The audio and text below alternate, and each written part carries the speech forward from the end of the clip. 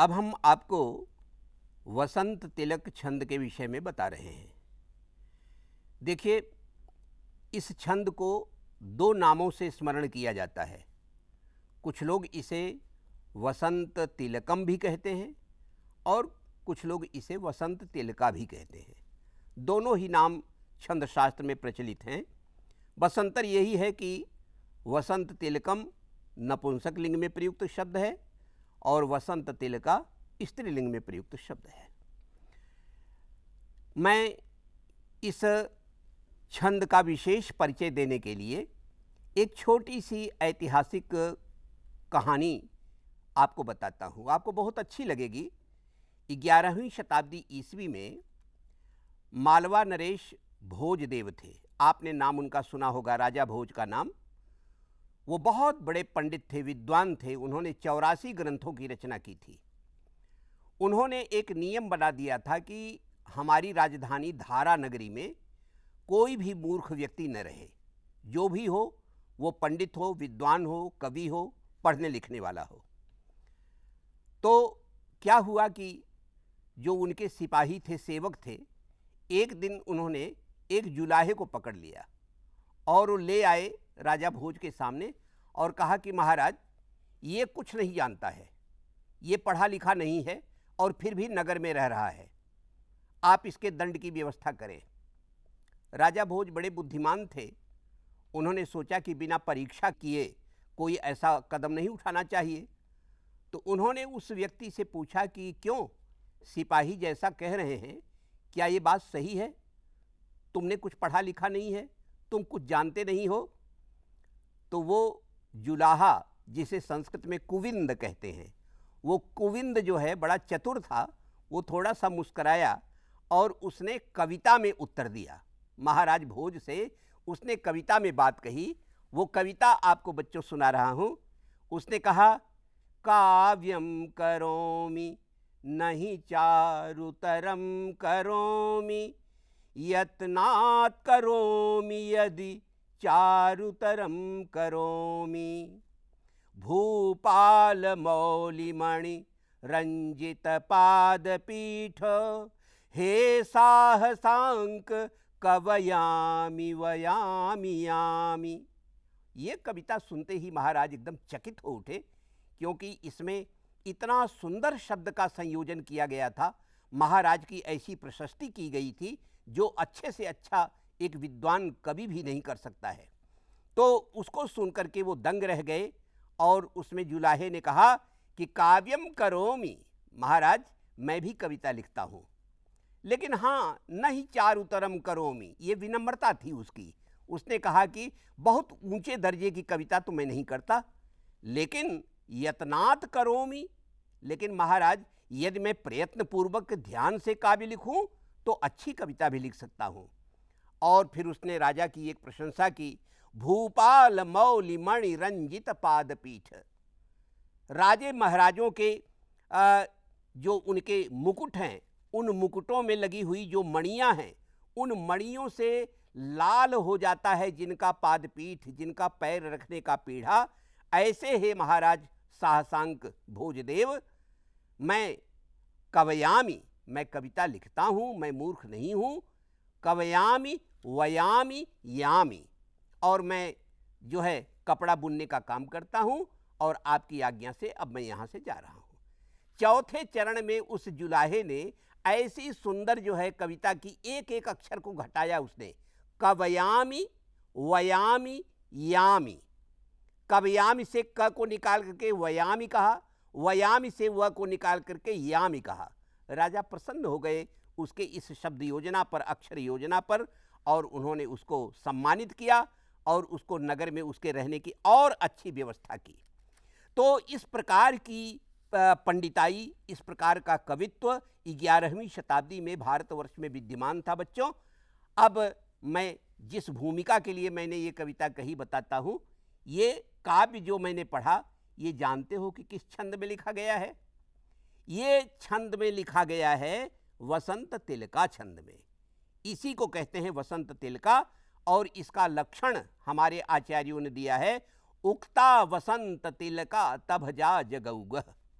उक्ता वसंत तिलका, उस छंद को वसंत तिलका कहते हैं जिसमें अक्षरों का यह क्रम आए। कौन क्रम? तभजा जगौगः, तभजा जगौगः, यानी पहले तगण हो, इसके बाद भगण हो, इसके बाद दो जगण हो और अंत में दो गुरु अक्षर आए। अब आप इसको थोड़ा सा और अपने मन में स्पष्ट कर लें कि इस लक्षण के अनुसार वसंत तिलक छंद के चरण का स्वरूप क्या होगा। तो कह रहे हैं कि तगण, पहले तगण आना चाहिए। तगण का मतलब क्या हुआ? अंत लघुस्तः, जिसके अंत में अंतिम अक्षर जिसमें लघु आए, जैसे आदाय। इसके बाद आना चाहिए भगण। भगण का स्वरूप है भादि गुरु, यानी इसमें प्रथम अक्षर गुरु होना चाहिए, जैसे आत्मनि। इसके बाद फिर दो जगण आना चाहिए। जगण का क्या स्वरूप है? जो गुरु मध्य, जगण में बीच वाला जो अक्षर होता है वो गुरु होता है, जैसे विहाय। और इसके बाद दो गुरु अक्षर होते हैं, जैसे रामः।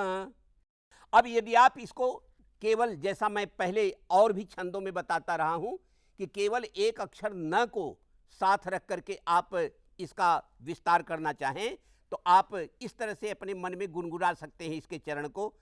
ना ना न नान, न न ना, न न ना न नाना। इस प्रकार गणना करने से प्रत्येक चरण में 14 अक्षर आते हैं। और मैंने बताया जैसा कि यही व्यवस्था इसके चारों चरणों में होगी, क्योंकि ये समवृत्त छंद है, इसके सारे चरण एक जैसे ही होते हैं। इस छंद की एक विशेषता ये है कि इसमें भी यति आती है, और यति दो बार आएगी।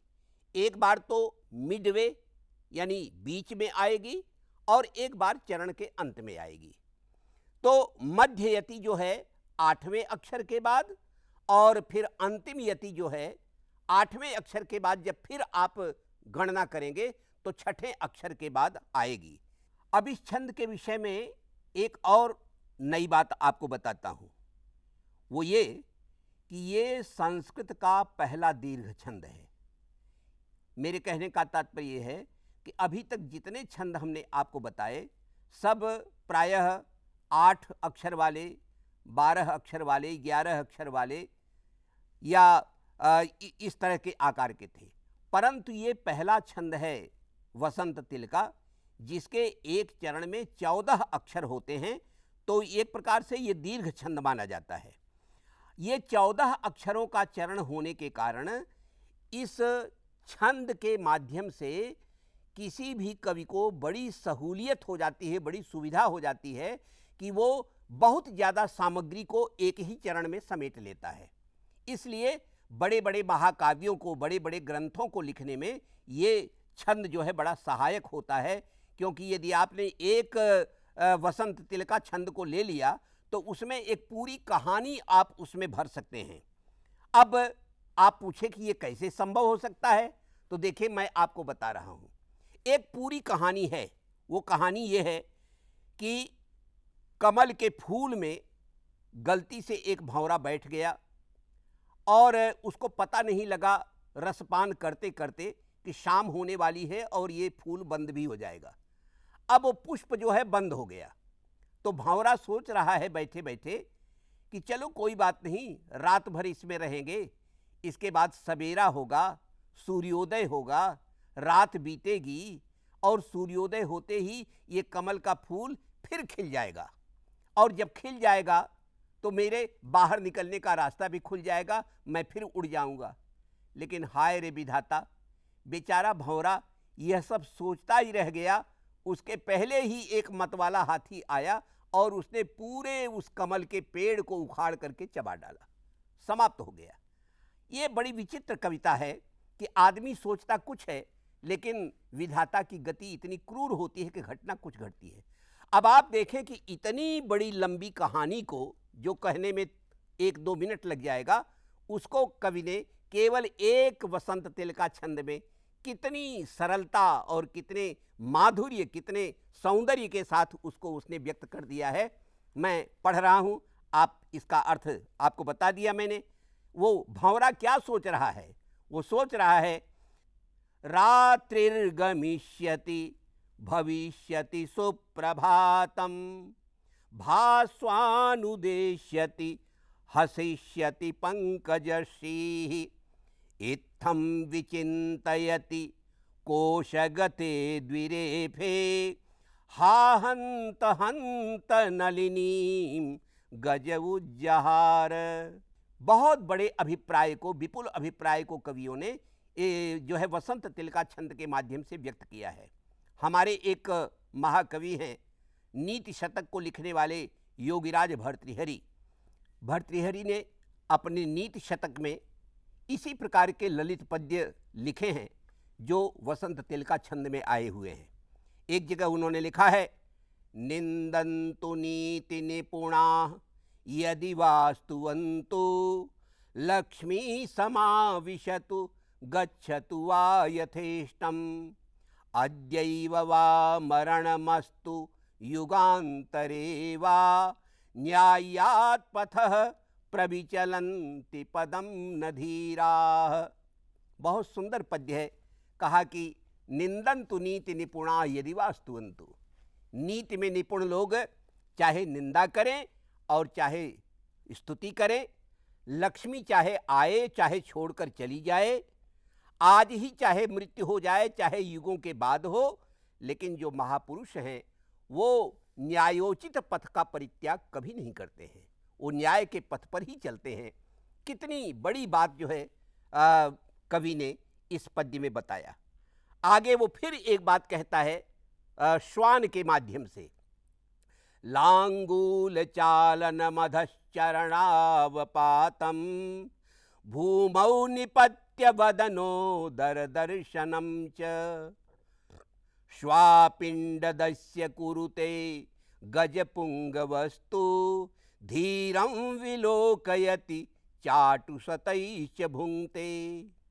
अब इस वसंत तिलका छंद में व्यक्ति व्यक्ति के बीच में अंतर क्या होता है उसको बताया है कवि ने कि एक तो वो हैं पुरुष जो कि श्वान वृत्ति से जीवन जी रहे हैं, और एक वो हैं जो कि स्वाभिमानी गजराज की तरह जीवन जी रहे हैं।